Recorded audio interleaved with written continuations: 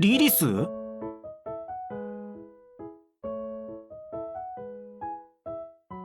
そうよ。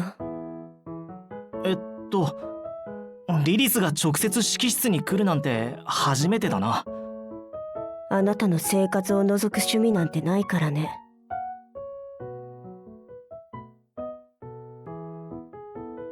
どうしたんだ？直接ここに来るなんて。この前約束したチョコレート持ってきたのよ。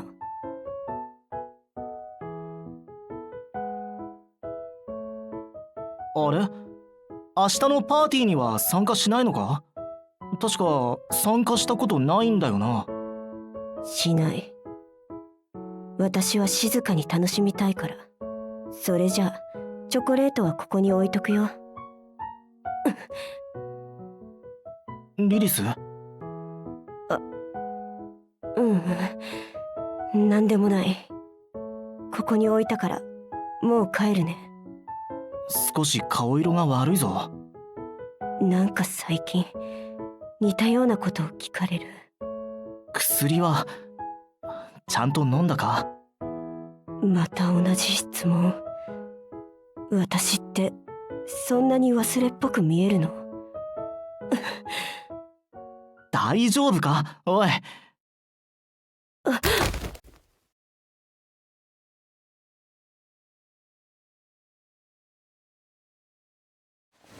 リリス？いった。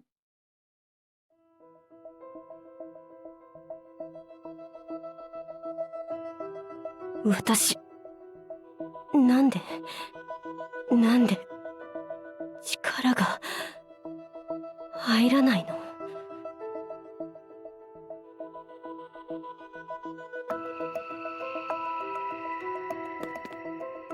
来ないで。私の痛感覚が暴走して。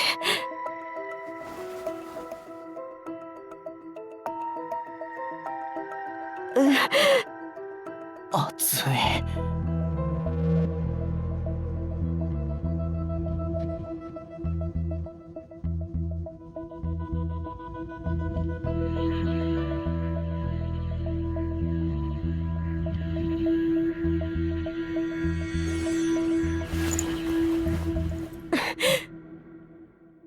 恥ずかしい。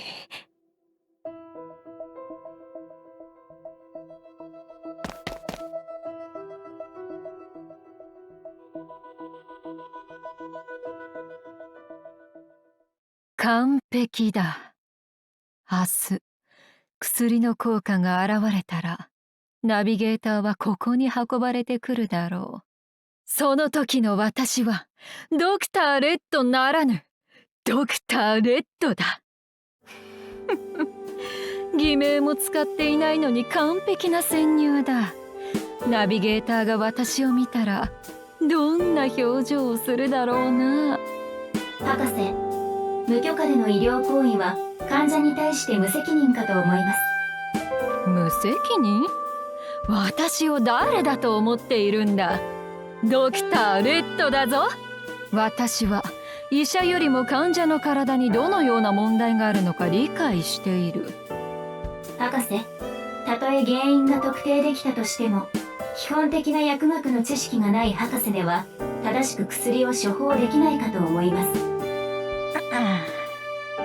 そういうことだからその時は君に任せたよ。は？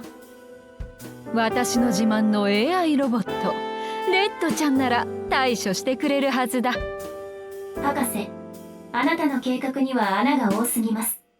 結局のところそれではステファニー博士の監視を回避できないと思います。もし彼女が問題視していたら最初から止めに来るだろう。私は危険人物として常に彼女の監視下にあるからな。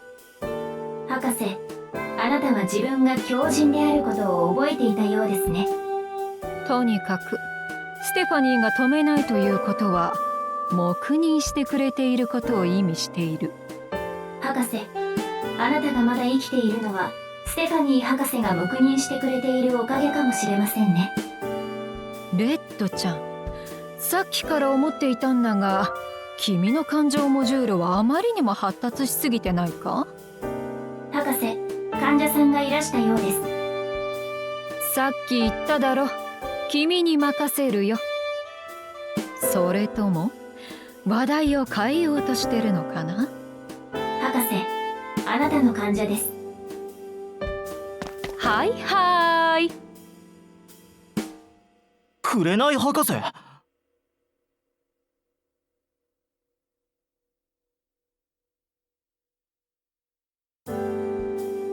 リリス？まさかリリスが？あまさかって。あ、いや、なんでもない。技術感覚者でもいいか。リリスをベッドに寝かせてくれ。暫定的な処置をした。すぐに目を覚ますだろう。何を企んでいるんだ。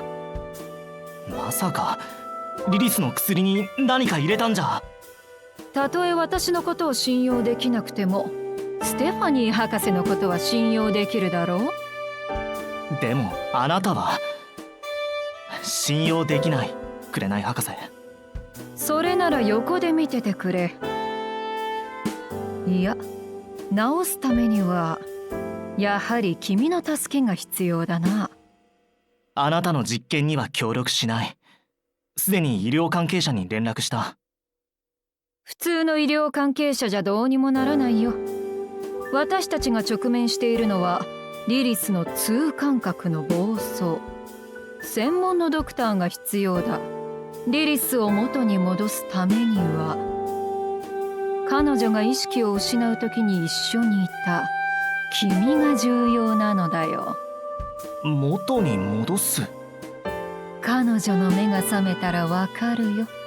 まずは月弁の連中に連絡した方がいい。彼女たちならリリスの暴走について経験があるはずだ。では私は治療の準備をしてくる。待て。ああ、言ってしまった。